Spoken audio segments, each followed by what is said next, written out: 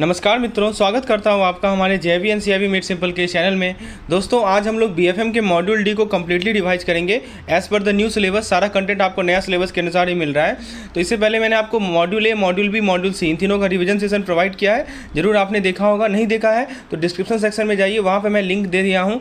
Module A, module B, module C के revision का completely revise कर लीजिए एक एक फैक्ट को, क्योंकि सारा कंटेंट मैकमिलन बुक से लिया गया है। तो आप यदि इस चीज़ को रिवाइज करते हैं दोस्तों, ये रिवीजन पर्पज से वीडियो बना है और आप इसमें जो भी चीज़ आपने पढ़ा है तो उसको आप एक बार रिवाइज कर पाएंगे। इस वीडियो के माध्यम से 2 बार देखेंगे तो आप ज़्यादा बार रिवाइज कर पाएंगे। चलिए शुरुआत करते हैं हम लोग पहले यूनिट के साथ, यूनिट नंबर 26। पहले एएलएम की बात करते हैं। एएलएम बहुत जरूरी है फाइनेंशियल इंस्टीट्यूशन के लिए। इसके अंदर स्ट्रेटेजिक प्लानिंग होता है, प्रॉफिट मैनेजमेंट होता है। इसको कौन हैंडल करता है? ट्रेजरी हैंडल करता है। अब इसमें एक डेडिकेटेड, ट्रेडिशनली ट्रेजरी हैंडल करता था, लेकिन अब इसके लिए एक डेडिकेटेड डिपार्टमेंट है। एएलएम डिपार्टमेंट की बात करें तो इनके पास एसेट लायबिलिटी डिसीजन अथॉरिटी होता है। इनका की रोल होता है कि एक्टिविटी को अलाइन करे बिजनेस स्ट्रेटजी के साथ। बैलेंस शीट के बेसिक्स की बात करें तो बैंकिंग रेगुलेशन एक्ट 1949 के द्वारा मैंडेट दिया गया। ये फर्म के स्ट्रक्चर को रिजेंबल करेगा, जिसमें सोर्स होगा, जिसमें सोर्स की तरफ लायबिलिटी और नेटवर्थ आता है और यूजेज की तरफ एसेट आता है। बैलेंस शीट के कंपोनेंट की बात करें, सबसे पहला आता है source of fund. Source of fund में कैपिटल रिजर्व आता है। दूसरा होता है application of fund. Application of fund में दोस्तों हमारा cash, RBI balance, balance with bank, short term money आता है। तो 2 चीज़ होता है, एक होता है सोर्स ऑफ फंड, एक होता है एप्लीकेशन ऑफ फंड। दोस्तों सोर्स जो है, सोर्स बैंक को फंड करता है और यूजेज जो है रेवेन्यू जनरेट करता है। सिंपल सी बात करें। लायबिलिटीज़ क्या होता है तो मैं आपको बैलेंस शीट के बारे में बता रहा हूँ। लायबिलिटीज़ के अंदर कैपिटल आएगा। कैपिटल का मतलब ऑनर स्टेक, लॉन्ग टर्म, या आरबीआई की कैपिटल एडिक्वेसी रेशियो को फॉलो करेगा। दूसरा होता है कि लायबिलिटी का हिस्सा वो होता है reserve and surplus. Reserve and surplus के अंदर statutory, capital reserve, share premium, ये सभी आते हैं। डिपॉजिट दोस्तों, डिपॉजिट का मेन सोर्स होता है करंट, सेविंग और टर्म डिपॉजिट। बोरोइंग की बात करें तो बोरोइंग कहाँ से मिलता है? तो बोरोइंग हमें मिलता है दोस्तों, हम लोग लायबिलिटीज़ की बात कर रहे हैं तो बोरोइंग हमें मिलता है आरबीआई से, बैंक से, इंस्टीट्यूशन से, जैसे कि आईडीबीआई, एक्सिम बैंक और नाबार्ड। अदर लायबिलिटीज़ की बात करें तो bills payable, adjustment, interest accrued, other, ये सब इसके अंदर ड्राफ्ट, ट्रांसफर, टैक्स प्रोविजन, ये सभी अदर लायबिलिटीज़ आते हैं। तो ये सब हमारे लायबिलिटीज़ वाले पार्ट थे। कैपिटल हो गया, रिजर्व एंड सरप्लस हो गया, बोरोइंग्स हो गया। अदर लायबिलिटीज़ के अंदर बिल्स पेबल, यानी जो बिल आपको पेमेंट करना बाकी है, एडजस्टमेंट जो आपने किया है, इंटरेस्ट जितना आपने नहीं पे किया है। एसेट के साइड की बात करें तो कैश और बैलेंस विद आरबीआई, ये सबसे ज़्यादा लिक्विड होता है। इसके अंदर all bank held cash asset को इंक्लूड किया जाता है। दूसरा एसेट है हमारा कैश एंड बैलेंस। इसके अंदर cash, foreign currency, RBI balance for requirement and emergency, ये सभी आते हैं। बैलेंस विद बैंक तो दोस्तों करंट और टर्म डिपॉजिट को कवर किया जाता है बैलेंस विद बैंक के अंदर। जो कॉल मनी है या नोटिस, कॉल मनी आपको पता होगा ओवरनाइट बेसिस पे होता है। नोटिस मनी पता होगा आपको कि 2 से लेकर 14 दिन तक का होता है। वो सभी हमारे बैलेंस विद बैंक के हिस्से में आते हैं। इन्वेस्टमेंट की बात करें तो government securities, SLR compliance, share, debenture, bond, ये सभी इन्वेस्टमेंट के अंदर आते हैं। एडवांसेस की बात करें तो core asset, major income source. तो एडवांस बेसिकली कोर एसेट होता है, ये मेजर इनकम सोर्स होता है। इसके टाइप्स की बात करें तो cash, credit, terms loan, bill purchase, secured unsecured advance, ये सभी हमारे एडवांस के पार्ट होते हैं। फिक्स एसेट के अंदर प्रॉपर्टीज, फर्नीचर, व्हीकल्स, बैंक के फिजिकल एसेट कहलाते हैं। अदर एसेट में मिसलेनियस आते हैं, including inter office adjustment. Interest accrual भी हमारा करंट ये एसेट का पार्ट है। इसके अंदर जो आप जो भी इंटरेस्ट आपका अनसेटल हुआ है इन्वेस्टमेंट या एडवांस पे, वो हमारा आएगा। और आपने इन्वेस्टमेंट किया लेकिन आपको इंटरेस्ट मिला नहीं, तो वो पैसा आपका इंटरेस्ट एक्रूवल आएगा। टैक्स मैटर की बात करें, इसके अंदर जो आपका सिक्योरिटीज़ पे टैक्स डिडक्शन हुआ है वो आएगा। एडवांस टैक्स जो आपने पे किया है। और स्टेशनरी स्टाम्प की बात करें तो जो भी आपका ऑन हैंड स्टेशनरी स्टॉक है उसके अकाउंट्स को हम लोग स्टेशनरी स्टाम्प के अंदर डालते हैं। नॉन बैंकिंग एसेट की बात करें तो जो आपका एक्वायर्ड एसेट है जिसमें बैंकिंग क्लेम सेटल होता है। अदर्स की बात करें तो उसके अंदर clearing item, unadjusted debit balance, employ advance, ये सभी अदर्स में आते हैं। तो हमने 2 चीज़ पढ़ा अभी। पहला चीज़ बताया आपको लायबिलिटीज़ के बारे में और दूसरा आपको बताया एसेट्स के बारे में। अब दोस्तों बात करते हैं कंटिजेंट लायबिलिटी की। कंटिजेंट लायबिलिटी के अंदर letter of credit, guarantee, accepted bill, इसके अंदर हमारा जो अनएक्नॉलेज क्लेम्स होता है, पार्टली पेड अप इन्वेस्टमेंट है, आउटस्टैंडिंग कॉन्ट्रैक्ट है, ये सभी हमारे कंटिजेंट लायबिलिटी के हिस्से होते हैं। ठीक है। रेफरेंस पॉइंट की बात करें तो ये सजेस्ट करता है कि कंसोलिडेटेड बैलेंस शीट को चेक कर लें किसी शेड्यूल कमर्शियल बैंक का as of 31 March 2021। Interest income में दोस्तों हमारा कोर रेवेन्यू सोर्स आएगा, जो कि क्रूशियल होता है स्प्रेड के लिए। इसका कंपोनेंट की बात करें, इंटरेस्ट इनकम के कंपोनेंट की बात करें तो जो भी हमारा एडवांस है, जो भी हमारा बिल है, इन्वेस्टमेंट है, आरबीआई के पास बैलेंस है या दूसरे इंटर बैंक फंड है, ये सभी हमारे इंटरेस्ट इनकम में आते हैं। अदर इनकम की बात करें सबसे पहले होता है diverse revenue, commission, sale of investment, exchange transaction, dividend, ये सभी हमारे अदर इनकम में आते हैं। एक्सपेंसेस को आप interest expense, operating expense, provision, contingency में ब्रेक डाउन कर सकते हैं। इंटरेस्ट एक्सपेंस खासकर आता है डिपॉजिट और बोरोइंग इंटरेस्ट से। इसके इंटरेस्ट एक्सपेंस के कंपोनेंट की बात करें तो पहला डिपॉजिट आएगा, दूसरा आरबीआई या इंटर बैंक बोरोइंग आएगा या अदर बोरोइंग आएगा। ऑपरेटिंग एक्सपेंस का मतलब क्या होता है कि बैंक को रन करने का जो कॉस्ट होता है वो हमारा कहलाता है ऑपरेटिंग एक्सपेंस। ओके, तो जैसे आप देखिए इसके अंदर क्या क्या आता है, एम्प्लॉय का payment, rent, tax, lighting, printing, advertisement, depreciation, director fee, auditor fee, law charge, ये सभी हमारे ऑपरेटिंग एक्सपेंस के आते हैं। तो वही मैंने आपको बताया कि इंटरेस्ट एक्सपेंस खासकर आता है कहाँ से, तो आपका डिपॉजिट और बोरोइंग इंटरेस्ट जो हमारा इंटरेस्ट एक्सपेंस आता है, इसे कंपोनेंट होता है जो भी डिपॉजिट है पब्लिक का, आरबीआई का बोरोइंग है, अदर बोरोइंग है। फिर दोस्तों पोस्टेज हो गया, रिपेयर इंश्योरेंस हो गया, ये सभी हमारे ऑपरेटिंग एक्सपेंस में आते हैं। दोस्तों लिबरलाइजेशन के कारण हमारा क्या हुआ, प्राइस में डिस्क्रिमिनेटरी प्राइसिंग हुआ। इसका एम्फेसिस था कि हम एसेट लायबिलिटी मैच्योरिटी को मैच करें। दोस्तों फंड प्रोफाइल में कुछ चेंजेस की बात करें तो फंड प्रोफाइल में चेंजेस जो आया ना वो हमारे बॉरोवर को इम्पैक्ट किया, इंडस्ट्री प्रोफाइल को इम्पैक्ट किया। एएलएम मतलब क्या होता है, एएलएम प्लान करना, एक्वायर करना, डायरेक्ट करना फंड फ्लो को। एएलएम का मेन एम है कि हमारा अर्निंग स्टेबल हो, हमारा इक्विटी ग्रोथ हो, हमारा रिस्क मैनेजमेंट प्रॉपर हो। तो सबसे पहले हम क्या करेंगे, एनआईएम यानी नेट इंटरेस्ट मार्जिन को मैनेज करेंगे। एक इंटीग्रेटेड अप्रोच देखेंगे एसेट और लायबिलिटीज़ के लिए। मार्केट की अंडरस्टैंडिंग होना जरूरी है। एक टर्म होता है बैलेंस शीट रीस्ट्रक्चरिंग। इसका मतलब ये होता है कि आप एसेट लायबिलिटी के कंपोजिशन को एक्टिवली मैनेज कर रहे हैं, आप पोर्टफोलियो को एडजस्ट कर रहे हैं ऑब्जेक्टिव और कंडीशन के बेसिस पर। एएलएम का डेफिनेशन क्या है, so it coordinated balance sheet management, it address interest rate, liquidity, pre payment uncertainties, it taste inter relationship among risk factor. ALM दोस्तों स्ट्रेटजिक बैलेंस शीट मैनेजमेंट को कहते हैं। इसका एम ये होता है कि नाम से ही क्लियर है कि हमारा एसेट लायबिलिटी मैच हो। ये credit market, liquidity, interest rate risk को मैनेज करता है। याद रखिएगा कौन कौन से रिस्क को मैनेज करता है, इससे सवाल पूछा जाएगा। तो एएलएम मैनेज करता है क्रेडिट, मार्केट, लिक्विडिटी और इंटरेस्ट रिस्क को। यह प्रॉफिटेबिलिटी सस्टेन करता है, रिस्क को अवॉइड नहीं करता। इसके अंदर पीरियोडिक रिस्क का मॉनिटरिंग होता है, यानी पीरियोडिकली आप रिस्क को मॉनिटर करते हैं। ये एंटिसिपेट करेगा, फोरकास्ट करेगा, एक्ट करेगा, बिजनेस के प्रॉफिटेबिलिटी के लिए काम करेगा। डायनेमिकली आपके एसेट और लायबिलिटी को चेंज कर देगा। इसमें जजमेंट चाहिए, डिसीजन मेकिंग चाहिए। एएलएम की बात कर रहे हैं हम लोग। एएलएम के अंदर planning, directing, controlling, fund flow ये सभी आते हैं। एएलएम की फंक्शन की बात करें तो एसेट को एसेस करेगा, इम्पैक्ट फंडिंग का क्या इम्पैक्ट है लिक्विडिटी पे, इनकम पे, कैपिटल पे, वो सभी एएलएम के फंक्शन में आते हैं। सिग्निफिकेंस ऑफ एएलएम की बात करें तो ये एसेट एंड लायबिलिटी को मैच करेगा, लिक्विडिटी और मार्केट रिस्क को कम करेगा। ये टेम्पोररी इंसॉल्वेंसी जो आता है मिसमैच के कारण उसे अवॉइड करेगा। ठीक है, तो ये सभी हमारे एएलएम के सिग्निफिकेंस है। तो एसेट लायबिलिटी नाम ही है तो मैच तो करेगा ही करेगा। टेम्पोररी जो इंसॉल्वेंसी आता है मिसमैच के कारण उसे अवॉइड करेगा। इंटरेस्ट रेट मूवमेंट, देखिए दोस्तों मैच्योरिटी मिसमैच होने के बावजूद इंटरेस्ट रेट का जो चेंज है ना वो आपके नेट इंटरेस्ट मार्जिन को अफेक्ट करता है। तो एएलएम जो है इंस्टीट्यूशन को एक इंटर रिलेटेड सिस्टम के रूप में देखता है। इसका फोकस होता है कि इंटरेस्ट इनकम और इंटरेस्ट एक्सपेंस को हम कंट्रोल करें। अब देखिए सिग्निफिकेंस क्यों एएलएम का ग्रो हो रहा है, सबसे पहला कारण है वोलेटिलिटी। दोस्तों आपको पता होगा डीरेगुलेशन के बारे में। डीरेगुलेशन के कारण क्या हुआ कि हमारे मार्केट चेंज में डायनेमिक मार्केट चेंज हुआ। जो हमारा इंटरेस्ट रेट फ्लक्चुएट करता है वो हमारे मार्केट वैल्यू को भी इम्पैक्ट करेगा और नेट इंटरेस्ट इनकम को भी इम्पैक्ट करेगा। दूसरा कारण है हमारे एएलएम के सक्सेस का, वो है प्रोडक्ट इनोवेशन। तो रैपिड बैंक प्रोडक्ट इनोवेशन हो रहा है जो कि हमारे रिस्क प्रोफाइल को इम्पैक्ट कर रहा है और इसीलिए बहुत जरूरी हो गया है कि हमारे पास एक इफेक्टिव एएलएम होना चाहिए। एग्जाम्पल की बात करें तो आप फ्लेक्सी डिपॉजिट फैसिलिटी की बात कर सकते हैं प्रोडक्ट इनोवेशन के अंदर। तीसरा कारण है रेगुलेटरी इन्वायरमेंट। तो दोस्तों बीआईएस फ्रेमवर्क जो है ग्लोबली काम करता है। उसके बाद दोस्तों सेंट्रल बैंक जो है एएलएम की गाइडलाइन इशू करती है। एम्बेडेड ऑप्शन की बात करें तो दोस्तों एम्बेडेड ऑप्शन में सबसे पहले समझिए कि आपका जो है ना डिपॉजिट है वो प्रीमैच्योर पेमेंट हो रहा है, मैच्योरिटी हुआ नहीं, रिपेमेंट आप कर रहे हैं, तो वहाँ पे रिफाइनेंसिंग रिस्क आता है। यदि बोरोवर प्री पेमेंट कर रहा है तो वहाँ रीइन्वेस्टमेंट रिस्क आएगा। तो एएलएम जो है इस रिफाइनेंसिंग रिस्क को, रीइन्वेस्टमेंट रिस्क को मैनेज करता है डायनेमिकली। मैनेजमेंट रिकॉग्निशन की बात करें तो बैंक को वाइटल रोल चाहिए एसेट लायबिलिटी मैनेजमेंट का, और एफिशिएंट मैनेजमेंट के लिए आपको एसेट एंड लायबिलिटी साइड को लिंक करना पड़ेगा। तो एएलएम का पर्पस ये है कि हम, इसका एम होता है कि जो pre determined risk reward ratio है उसका एम होता है ये एसेट क्वालिटी को बढ़ाता है, क्वान्टिफाई करता है, रिस्क को मैनेज करता है। एएलएम के प्रोसेस प्रोसेस स्टेप की बात करें, सबसे पहले कि तो ये इंटरेस्ट रेट के स्ट्रक्चर को रिव्यू करेगा, प्राइसिंग को कंपेयर करेगा, फॉरेक्स लिक्विडिटी रिस्क जो हमारे पोर्टफोलियो में उसे एग्जामिन करेगा, क्रेडिट कंटीजेंसी रिस्क जो आया है रेट के फ्लक्चुएशन के कारण उसे एसेस करेगा, एक्चुअल परफॉर्मेंस को रिव्यू करेगा, स्प्रेड का इंपैक्ट क्या है उसे एनालाइज करेगा। These are the fact which are done by ALM।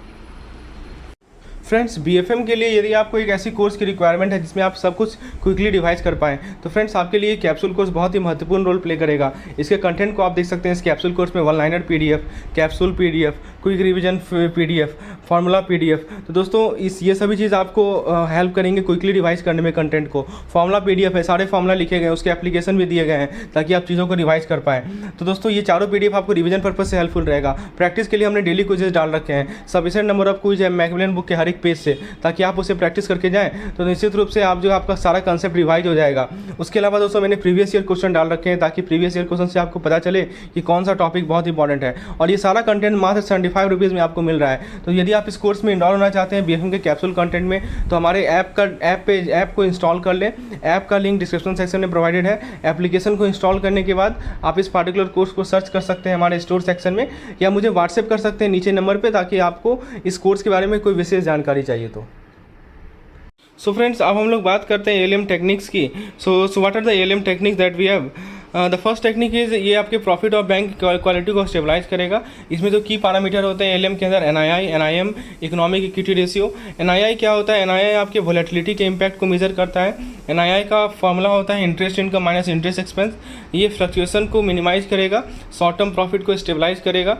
NIM को डिफाइन किया जाता है NII divided by average total asset. ये आपके जो अर्निंग एसेट पे जो स्प्रेड होता है उसे रिफ्लेक्ट करता है। उसके बाद इकोनॉमिक इक्विटी रेशियो हमारा होता है शेयर होल्डर फंड को नोमिनेटर में डाल दीजिए और टोटल एसेट को डिनोमिनेटर में डाल दीजिए। ये होता है हमारा इकोनॉमिक इक्विटी रेशियो। ये बैंक के सस्टेनेंस कैपेसिटी को एसेस करता है। तो तीन चीज़ याद रखिएगा, NII होता है interest income minus interest expense, NIM होता है NII upon average total asset, और इकोनॉमिक इक्विटी रेशियो होता है share holder fund upon total asset. ठीक है।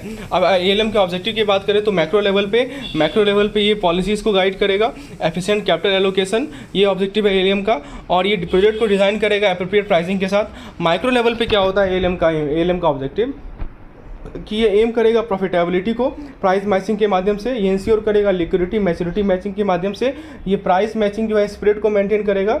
दोस्तों ALM के ऑब्जेक्टिव में के बारे में सबसे पहले पॉइंट है कि पॉजिटिव गैप जो है वो बेनिफिट होता है हमारे इंटरेस्ट रेट डिक्लाइन होता है तब।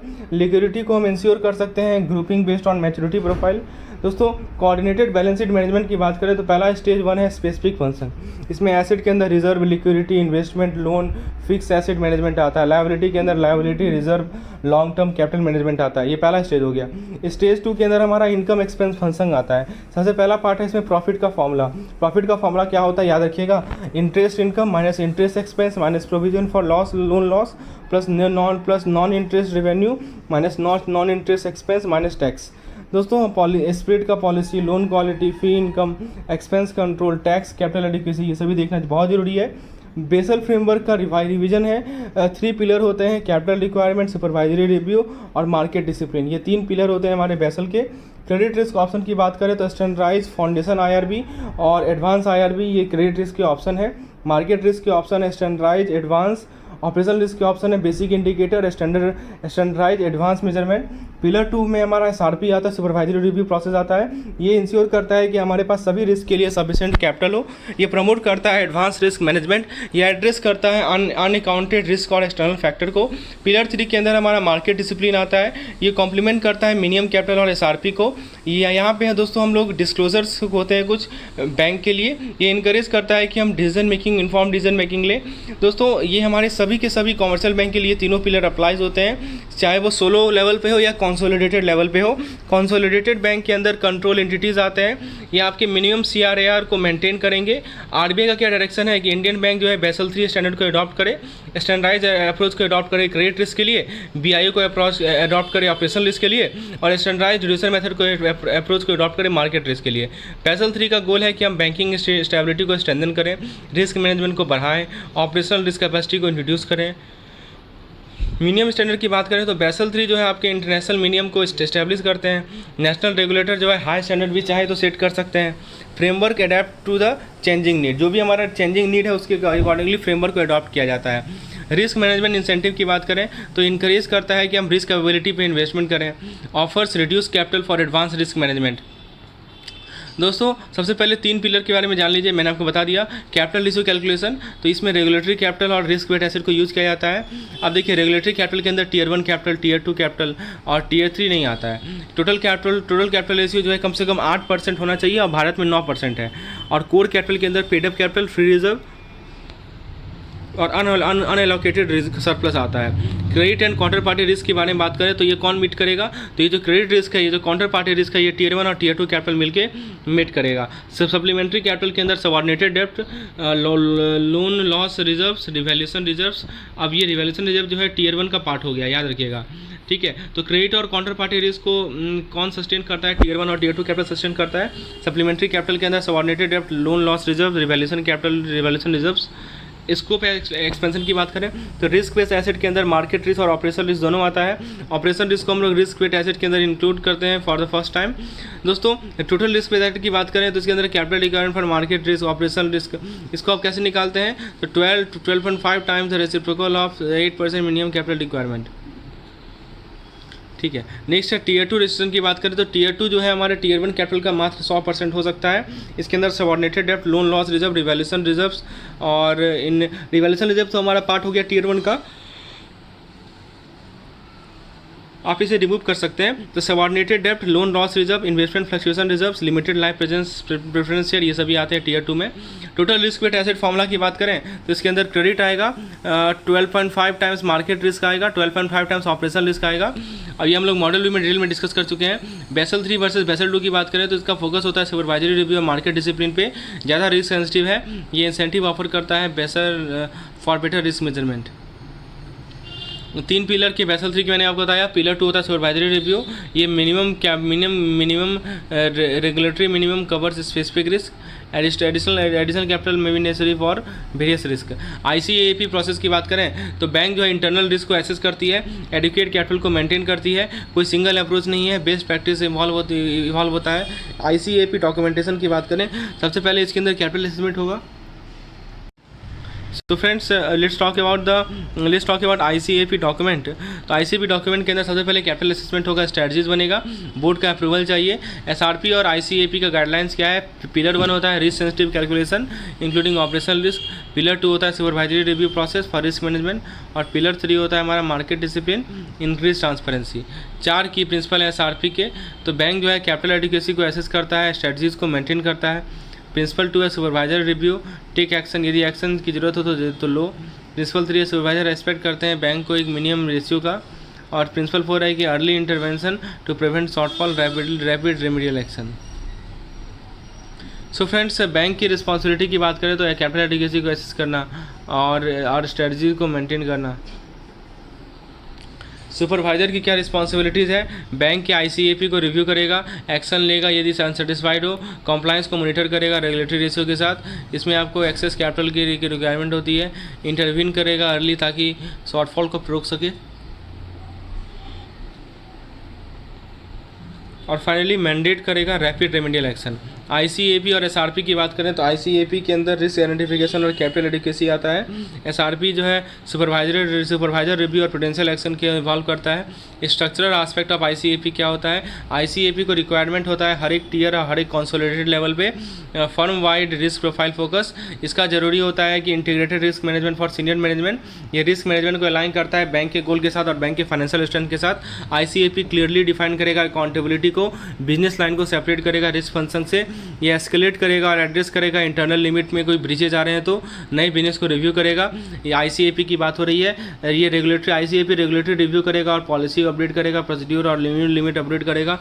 MIS जो है MIS टाइमली ऑफर होना चाहिए, रिस्क इन्फॉर्मेशन को क्लियर करना चाहिए ताकि प्रोएक्टिव मैनेजमेंट हो। इंटरनल कंट्रोल की बात करें तो दोस्तों frequent monitoring and testing of risk process, independence of risk management from business line. ICAAP submission की बात करें तो पीरियडिकली आप ICAAP आउटकम को सबमिट कीजिए बोर्ड और RBI को। बोर्ड जो है ICAAP को एसेस करेगी, ICAAP आउटकम को एनुअली एसेस करेगी और इफेक्टिवनेस के लिए एडजस्ट करेगी। ICAAP इंटीग्रल होता है मैनेजमेंट के लिए, डिसीजन मेकिंग कल्चर के लिए, और ICAAP को यूज़ किया जाता है internal capital action, internal capital allocation, जिसके अंदर क्रेडिट डिसीजन और और प्राइसिंग आता है। प्रिंसिपल ऑफ प्रोपोर्शनैलिटी की बात करें तो इसे इंप्लीमेंट किया जाता है। ये ICAP based, it implement ICAP based on bank का नेचर क्या है, बैंक का स्कोप क्या है, बैंक का स्केल क्या है, बैंक की कम्प्लेक्सिटी क्या है, उस हिसाब से ICAP को इंप्लीमेंट करता है प्रिंसिपल ऑफ प्रोपोर्शनैलिटी। तो ये इंश्योर करता है कि ICAP प्रोसेस का इंटीग्रिटी, एक्यूरेसी और रीजनेबलनेस इंश्योर करता है, और ये अप्रोप्रिएटनेस को एसेस करता है based on bank activity. Timely जो कंसंट्रेशन रिस्क है उसे आइडेंटिफाई करेगा, उसके बाद वेरीफाई करेगा डेटा इनपुट की एक्यूरेसी को, कंप्लीटनेस को। फॉरवर्ड लुकिंग ICAP की बात करें तो ये फ्यूचर डेवलपमेंट को कंसीडर करेगा, स्ट्रेटजिक प्लान को कंसीडर करेगा, मैक्रो इकोनॉमिक फैक्टर को कंसीडर करेगा। इसको ये बोर्ड अप्रूवल पॉलिसी को, अप्रूव्ड पॉलिसी को डिटेल करता है, जिसका साइन होता है।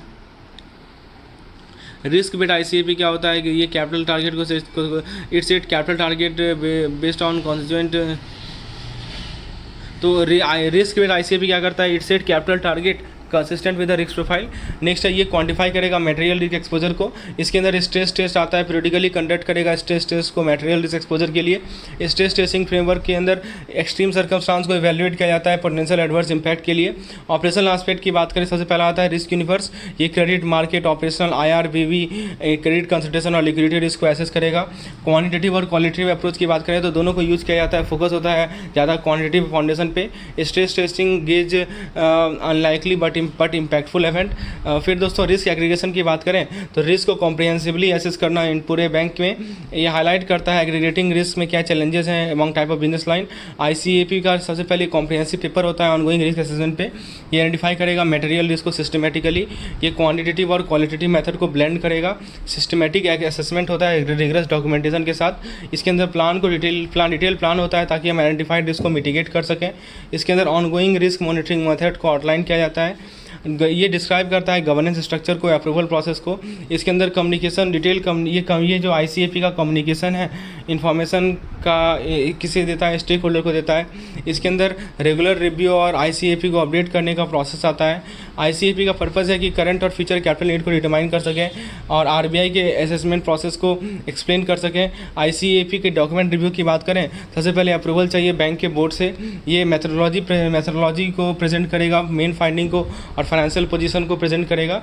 दोस्तों कैपिटल मॉडलिंग की बात करें तो कैपिटल मॉडलिंग के अंदर स्ट्रेस टेस्ट डिटेल होता है रिस्क असेसमेंट के लिए। कैपिटल ट्रांसफरेबिलिटी क्या होता है, ये कंस्ट्रेंट को डिस्क्लोज करता है कैपिटल ट्रांसफर पे कॉन्ग्लोमरेट स्ट्रक्चर में। रिस्क मैनेजमेंट सिस्टम में क्या है कि ये बोर्ड इसे ओवरसाइट करती है, सीनियर मैनेजमेंट इसे देखती है। दोस्तों policy, procedure, limit, risk identification, mitigation और reporting. Off balance sheet exposure की बात करें तो ये रिस्क को एनालाइज करता है ऑफ बैलेंस शीट एक्सपोजर में, खासकर सिक्योरिटाइजेशन में। ये वैल्यूएट करता है रिस्क जो कि हमारे स्ट्रक्चर प्रोडक्ट इन्वेस्टमेंट से लिंक्ड है। सिक्योरिटाइजेशन एक्सपोजर की बात करें तो ये क्रेडिट रिस्क और मैच्योरिटी को एनालाइज करेगा। रेपुटेशन रिस्क जो है इम्प्लिसिट सपोर्ट को डिस्कस करता है। वैल्यूएशन एंड लिक्विडिटी की बात करें तो ये इलिक्विड पोजीशन गवर्नेंस को डिस्क्राइब करेगा। स्ट्रेस टेस्टिंग बोर्ड और मैनेजमेंट के रोल को एक्सप्लेन करता है। कॉम्पेंसेशन प्रैक्टिस डिस्क्राइब करता है लिंक प्रैक्टिस को। सेंसिटिविटी और सिनेरियो की बात करें तो ये इकोनॉमिक डाउन टर्न इम्पैक्ट को एनालाइज करेगा। CRAR इफेक्ट को एनालिसिस करेगा। फ्यूचर CRR दोस्तों क्या होता है कि assess counterparties credit change, plan for capital action. Macro economic factor क्या होता है, स्ट्रेस की earning factors, explain there impact on the model. Management action क्या है कि इम्पैक्ट को क्वांटिफाई करना, पास्ट स्ट्रेस एक्शन एविडेंस को शो करना। एग्रीगेशन एंड डाइवर्सिफिकेशन की बात करें तो टेक्निकल एग्रीगेशन का डिटेल होना, डाइवर्सिफिकेशन को जस्टिफाई करना। कैपिटल यूजेज ओवरव्यू की बात करें तो ये अलग अलग पर्पज़ होता है कैपिटल यूज़ के लिए, जैसे कि intervention, protection, strategic acquisition. Testing and adoption की बात करें तो एक्सटेंसिव टेस्टिंग होता है ICAP का। अप्रूवल प्रोसेस मिलता है सीनियर मैनेजमेंट के द्वारा या बोर्ड के द्वारा। रिलायंस होता है एक्सटर्नल प्रोवाइडर पे और कंसल्टेंट पे। ICAP का यूज़ क्या है बैंक के अंदर, तो ये कैपिटल मैनेजमेंट कंसेप्ट को एम्बेड करता है। प्राइसिंग और रिस्क एपिटाइट इसके इंडिकेटर्स होते हैं। फ्यूचर रिफाइनमेंट को एंटिसिपेट करता है। जो हमारा पिलर 3 है मार्केट डिसिप्लिन, इसमें कंसिस्टेंट डिस्क्लोजर होता है रिस्क असेसमेंट के साथ। डिस्क्लोजर का एम होता है मार्केट डिसिप्लिन के लिए। इसकी कंट्रीब्यूट करता है बेटर गवर्नेंस अप्रोच। आप देखिए प्रिंसिपल क्या है पिलर 3 के लिए, it should be clear, comprehensive, meaningful, consistent, comparable. Scope की बात करें तो कंसोलिडेटेड लेवल पे होता है, कुछ एक्सेप्शन अप्लाई होता है। चैनल्स की बात करें तो इसको रिजल्ट पे इंक्लूड किया जाएगा या वेबसाइट पे डाला जाएगा। इसको कंकरेंटली रिलीज किया जाएगा फाइनेंशियल के साथ। कॉमन टेम्पलेट होता है रेगुलेटरी रिपोर्टिंग के लिए। वैलिडेशन की बात करें तो एडुकेट वैलिडेशन की रिक्वायरमेंट होती है। ऑडिटेड फाइनेंशियल से कंसिस्टेंट होना चाहिए। स्क्रूटनी होना चाहिए सब सप्लीमेंट्री मटेरियल का। गाइडिंग प्रिंसिपल की बात करें तो BCBS ने आउटलाइन किया है 5 principle for pillar 3 disclosure. Clarity पे फोकस होना, कॉम्प्रिहेंसिवनेस होना, मीनिंगफुलनेस होना, कंसिस्टेंसी होना और कंपेरेबिलिटी होना। ये सवाल पूछा जाता है। ये 5 प्रिंसिपल कौन कौन से हैं, please remember, very very important. Scope and frequency की बात करें तो पिलर 3 अप्लाई होता है टॉप कंसोलिडेटेड लेवल पे। डिस्क्लोजर कम से कम सेमी एनुअली या कुछ का डिस्क्लोजर क्वार्टरली होता है। स्टैंडर्ड टेम्पलेट होता है रेगुलेटरी कैपिटल डिस्क्लोजर के लिए, ये बैंक ने इंप्लीमेंट किया था 31 मार्च 2017 के बाद। डिस्क्लोजर को इंटरनल वैलिडेशन की रिक्वायरमेंट होती है। मैटेरियलिटी डिसाइडेड किया जाता है इम्पैक्ट ऑफ इकोनॉमिक रीजन के बेसिस पे। कॉन्फिडेंशियल इन्फॉर्मेशन की बात करें तो प्रोप्राइटरी और कस्टमर डेटा ऑफन कॉन्फिडेंशियल होता है। बैंक डिटरमाइन करती है कि कौन सा इन्फॉर्मेशन प्रोप्राइटरी है। डिस्क्लोजर पॉलिसी की बात करें तो बोर्ड अप्रूव पॉलिसी होता है जगह पे। प्रेजेंटेशन की बात करें तो दोस्तों डिस्क्लोजर इन फाइनेंशियल स्टेटमेंट और on the website. Transfer restriction यानी DF1 ये हाईलाइट करता है कि कोई लिमिटेशन तो नहीं है फंड को ट्रांसफ़र करने में या रेगुलेटरी कैपिटल पे बैंकिंग ग्रुप के अंदर। DF2 होता है कैपिटल एडिक्वेसी। इसके अंदर 2 पार्ट होता है, क्वालिटेटिव और क्वांटिटेटिव।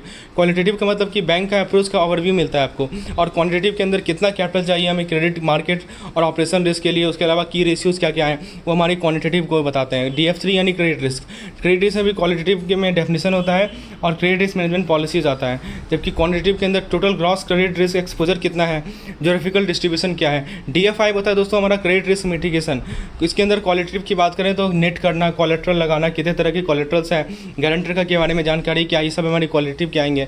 और क्वांटिटेटिव की बात करें क्रेडिट रिस्क मिटिगेशन के टर्म्स में पर्सपेक्टिव में तो एक्सपोजर जो कि फाइनेंशियल कोलेट्रल के द्वारा कवर किया जा रहा है, guarantee derivative for his credit portfolio.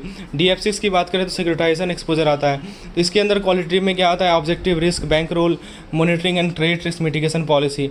Additional की बात करें तो यहाँ पे department description of support and credit protection through guarantee. Accounting policy की बात करें तो यहाँ पे सेल्स या फाइनेंशियल स्टेटमेंट आता है। वैल्यूएशन मेथड्स की assumptions and changes, liability recognition policy, ECAI on types of securitisation exposure. दोस्तों सबसे पहले इसके अंदर आता है क्वांटिटेटिव डिस्क्लोजर। बैंकिंग बुक के अंदर टोटल सिक्योरिटाइज एक्सपोजर आता है, loss by exposure types. Quantitative disclosure के अंदर ट्रेडिंग बुक आता है। ध्यान रखिएगा, क्वांटिटेटिव डिस्क्लोजर के अंदर banking book, trading book. Bank जो है कहाँ से अर्न करती है, लोन इंटरेस्ट से अर्न करती है। इनिशियल इनकम एक्रूवल जो होता है वो परफॉर्मिंग एडवांस से होता है। 90 दिन के बाद वो मर्केंटाइल में शिफ्ट हो जाता है यदि अनरिकवर्ड हो। एसेट क्लासिफिकेशन में नरसिम्हन कमेटी ने अर्ज किया कि हमारा बैलेंस शीट ट्रांसपेरेंट हो, यूनिफॉर्म अकाउंटिंग हो, ग्लोबल स्टैंडर्ड के साथ अलाइंग हो। RBI ने नॉर्म्स को इंट्रोड्यूस किया इनकम रिकॉग्निशन के लिए, एसेट क्लासिफिकेशन के लिए और प्रोविजनिंग के लिए। NPA क्या होता है, एसेट NPA तब हो जाता है जब इनकम आना बंद हो जाता है उससे। NPA एक लोन या एडवांस होता है जिसमें इनकम आना बंद हो गया है। गवर्नमेंट गारंटी एडवांस NPA की बात करें तो इंटरेस्ट जो कि इनकम में नहीं है जब तक रियलाइज ना किया जाए, गवर्नमेंट गारंटी वो NPA कहलाता है। रिवर्सल ऑफ इनकम की बात करें, यदि कोई एडवांस NPA हो जाए तो रिवर्स या provide for accrued interest. Lease asset की बात करें तो रिवर्स और provide for unrealised financial charge on lease asset when NPA। Appropriation of NPA recovery, जो भी इंटरेस्ट NPA पे रियलाइज किया जाएगा वो अलाउ होता है इनकम में if not from new credit facility. Asset classification की बात करें तो NPA को आप सब स्टैंडर्ड, डाउटफुल और लॉस एसेट में क्लासीफाई कर सकते हैं। सब स्टैंडर्ड एसेट का मतलब कि NPA जो है 12 महीना से कम समय के लिए रहा है, करंट नेटवर्थ या मार्केट वैल्यू इनसफिशिएंट है फुली रिकवरी के लिए, और ये क्रेडिट वीकनेस को डिफाइन करता है। डाउटफुल एसेट की बात करें तो क्लासीफाई होता है 12 महीना बाद, यदि 12 महीना तक सब स्टैंडर्ड कैटेगरी में रहा है तो उसके बाद डाउटफुल एसेट आ जाएगा। ये इनहेरिट करता है सब स्टैंडर्ड ये एसेट के वीकनेस को विथ हाईली क्वेश्चनेबल रिकवरी। और लॉस एसेट होता है कि लॉस हो गया लेकिन राइट ऑफ नहीं किया अभी हमने, तो इसके अंदर अनकलेक्टेबल विथ मिनिमम सैलवेज और रिकवरी वैल्यू आता है। टेम्प्रोरी डेफिशिएंसी की बात करें तो टेम्प्रोरी डेफिशिएंसी का मतलब हमारे पास मान लीजिए कि ड्राइंग पावर की अवेलेबिलिटी नहीं है, तो इस कारण से NPA का क्लासिफिकेशन नहीं आएगा। ड्राइंग पावर क्या होता है, आप इंश्योर कीजिए कि ड्राइंग पावर जो वर्किंग कैपिटल अकाउंट में है वो करंट एसेट से कवर किया जा रहा है। स्टॉक स्टेटमेंट 3 महीना से ओल्डर है तो डिटरमाइन करने के लिए इसके इरेगुलर मान लीजिए कि 3 महीना से पुराना स्टॉक स्टेटमेंट है, ड्राइंग पावर डिटरमाइन करने के लिए ये इसे नहीं करना चाहिए आपको। वर्किंग कैपिटल अकाउंट में NPA क्लासिफिकेशन की बात करें तो कंटिन्यूस इरेगुलर ड्राइंग हो जाए 90 दिन तक, ये वर्किंग कैपिटल अकाउंट को NPA बना देता है। क्रेडिट लिमिट के रिव्यू की बात करें तो रेगुलर और एडहॉक क्रेडिट लिमिट को रिव्यू किया जाना चाहिए। 6 महीना के बियॉन्ड जो डिले हो रहा है वो अनडिजायरेबल है, और 180 दिन के बियॉन्ड तो अकाउंट को आप NPA मान सकते हैं। अपग्रेडेशन कंडीशन फॉर NPA तो एरियर ऑफ इंटरेस्ट का पेमेंट या प्रिंसिपल का पेमेंट बोरोवर के द्वारा अकाउंट को आप NPA में क्लासीफाई करेंगे। रिस्ट्रक्चरिंग या नॉन अचीवमेंट ऑफ DCCO। दोस्तों अपग्रेड के लिए क्या कंडीशन है, तो सबसे पहले upgradation to standard account MSME के केस में यदि सेटिस्फैक्ट्री परफॉर्मेंस है 1 साल में, 1 साल के स्पेसिफाइड पीरियड में। सेटिस्फैक्ट्री परफॉर्मेंस का मतलब कोई पेमेंट ओवरड्यू ना हो मोर देन 30 डेज, 30 दिन से ज़्यादा के लिए। यदि मान लीजिए 30 दिन से ज़्यादा के लिए कोई पेमेंट ओवरड्यू नहीं है तो उस अकाउंट को हम लोग सेटिस्फैक्ट्री परफॉर्मेंस बात करेंगे और उसको हम अपग्रेड कर सकते हैं स्टैंडर्ड अकाउंट में यदि सेटिस्फैक्ट्री परफॉर्मेंस रहा 1 साल में। Condition for other account, standard और रिस्ट्रक्चर एनपीए को अपग्रेड कर सकते हैं based on satisfactory performance. Minimum 1 साल का कमिटमेंट चाहिए डेट ऑफ पेमेंट का। दोस्तों account regularise near balance sheet date, तो आप क्या क्लासिफिकेशन को केयरफुली हैंडल कीजिए। इनहेरेंट वीकनेस को हो सकता है कि अकाउंट को एनपीए बना दिए। Borrower wise classification, asset classification borrower wise होता है, फैसिलिटी वाइज नहीं होता है। तो जितने भी फैसिलिटीज और इन्वेस्टमेंट होते हैं बोरोवर से रिलेटेड उसे कलेक्टिवली कंसीडर किया जाता है। बहुत इंपॉर्टेंट पॉइंट है, ऐसे सवाल बहुत पूछा जा चुका है कि एसेट क्लासिफिकेशन जो होता है बोरोवर वाइज होता है, ये हमारा फैसिलिटी वाइज नहीं होता है। बोरोवर वाइज एसेट क्लासिफिकेशन की बात करें, सारे फैसिलिटी इन्वेस्टमेंट जो कि बोरोवर से रिलेटेड है उसे आप कलेक्टिवली ट्रीट करें।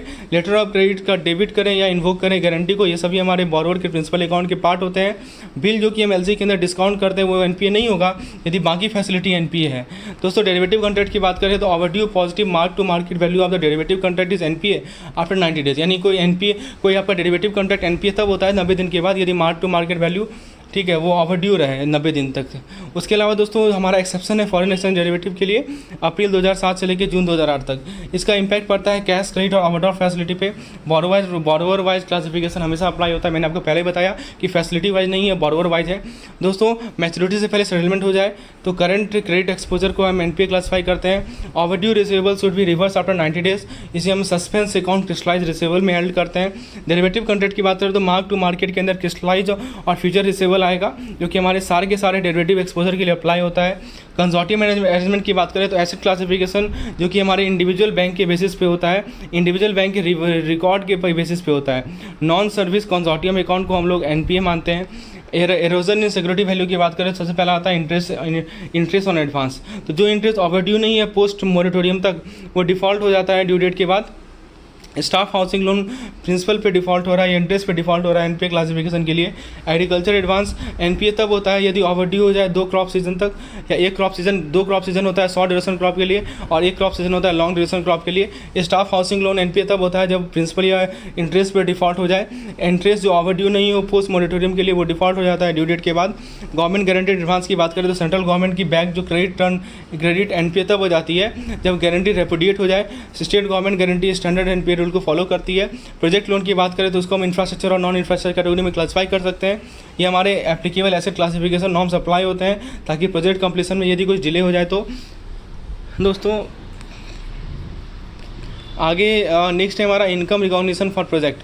सबसे पहले एक्रूवल बेसिस होता है स्टैंडर्ड प्रोजेक्ट के लिए, कोई एक्रूवल नहीं होता है सब स्टैंडर्ड के बेसिस पे। करेक्शन ऑफ एरर की बात करें तो रिवर्सल और provision for pass wrong income recognition funded interest. दोस्तों टेक आउट फाइनेंसिंग क्या होता है कि आप आउटस्टैंडिंग को ट्रांसफर कर दीजिए दूसरे इंस्टीट्यूशन को प्री डिटरमाइंड बेसिस पे। ये एसेट क्लासिफिकेशन नॉर्म्स को फॉलो करेगा, एनपीए में क्लासिफाई हो जाएगा यदि ऑब्जर्व किया जाएगा लैंडिंग इंस्टीट्यूशन के रिकॉर्ड में। इनकम रिकॉग्निशन तभी होगा जब बोरोवर के द्वारा पे किया गया या टेकिंग ओवर इंस्टीट्यूशन के द्वारा पे किया गया, तभी आप इनकम को रिकॉग्नाइज करेंगे। ठीक है, मतलब जो भी आउटस्टैंडिंग है उसको आपने ट्रांसफर कर दिया दूसरे इंस्टीट्यूशन को प्री डिटरमाइंड बेसिस पे, इसे कहते हैं take out financing. Post shipment supplier credit क्या होता है? एग्जिम बैंक का जो guarantee cum refinance programme export credit के लिए, इसमें ईसीजीसी का कवर भी मिलता है। यदि पेमेंट एक्सिम बैंक से मिल गया तो उसे हम एनपीए ट्रीट नहीं करते हैं। एक्सपोर्ट प्रोजेक्ट फाइनेंस क्या होता है? इंपोर्टर जो है ड्यू को पे करता है अब्रोड, लेकिन पॉलिटिकल रीजन जो है रेमिटेंस को प्रिवेंट करता है। तो एसेट क्लासिफिकेशन 1 साल के बाद जो इंपोर्टर के डिपॉजिट डेट से है, that's called export project scheme. Transfer of asset via direct assignment. सबसे पहला है originating bank MRR rule. MRR क्या होता है? Minimum retention requirement. तो मेंटेन ये ऑरिजिनेटिंग बैंक क्या करेगी? कंसोलिडेटेड अकाउंट को मेंटेन करेगी रिटेल लोन के लिए या बोरोवर वाइज अकाउंट के लिए। आप एमआरआर रूल को डिटरमाइन कीजिए based on repayment of the amount.